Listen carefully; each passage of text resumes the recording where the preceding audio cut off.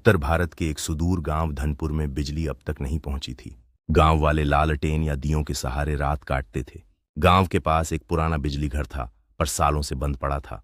कहते हैं वहां एक हादसा हुआ था। 30 साल पहले बिजली घर में एक तकनीशियन रणवीर काम करता था। एक रात कुछ गड़बड़ हो गई और पूरे स्टेशन में करंट दौड़ गया। रणवीर वहीं जलकर मर गया। उसके बाद से गांव में कोई भी वहां नहीं गया।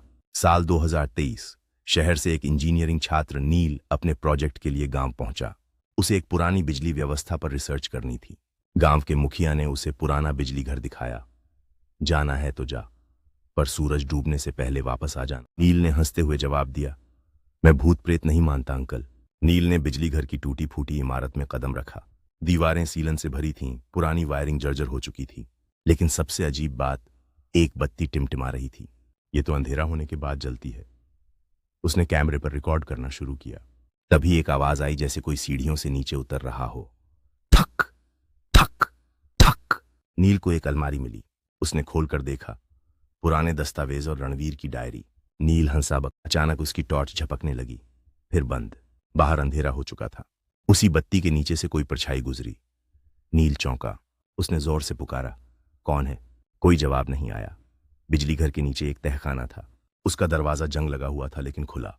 नील नीचे उतरा। अंदर कई पुरानी मशीनें थीं और दीवार पर एक नया सा स्विच लगा था, बिल्कुल नया, जैसे अभी लगाया गया हो। स्विच के नीचे लिखा था, आखिरी बत्ती। नील ने सोचा, शायद यह कोई पुराना प्रयोग रहा होगा।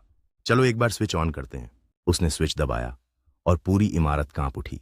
बत्ती पूरी तरह जल गई। तभी मशीन से एक चीख निकली, इंसानी पर गूंजती हुई। नील भागने लगा, लेकिन रास्ता अपने आप बंद हो गया। दरवाजे पर बिजली दौड़ गई। तभी सामने रणवीर का साया प्रकट हुआ। अधजला शरीर, आंखें जलती हुई और आवाज में गूंज, कहा था ना, आखिरी बत्ती मत जलाना। नील चीख पड़ा, माफ। रणवीर की आत्मा बोली, अब तुम भी यहीं रहोगे, इस बत्ती की तरह जले रहो, बिना बंद हुए, हमेशा। उसके बाद गांव के लोगों ने देखा, बिजली घर में अब एक नई बत्ती जलने लगी थी। वो कभी बंद नहीं होती। अब गांव वाले कभी उस रास्ते पर नहीं जाते। कहते हैं रात में बिजली घर से कोई लड़के की चीखें आती हैं और कोई बार बार बत्ती बंद करने की कोशिश करता है, पर वह जलती रहती है हमेशा। गांव के लोग अब रणवीर की कहानी को बच्चों को सुनाते हैं, डर और रोमांच के साथ। वे कहते हैं कि जो कोई भी उस बत्ती के पास जाता है, उसे रणवीर की आत्मा का सामना करना पड़ता है। इस डर ने गांव में एक अनजानी शक्ति का एहसास कराया है। अब कोई भी रात में उस रास्ते पर अकेला नहीं चलता। गांव की हर एक कहानी में रणवीर की आत्मा का नाम शामिल होता है।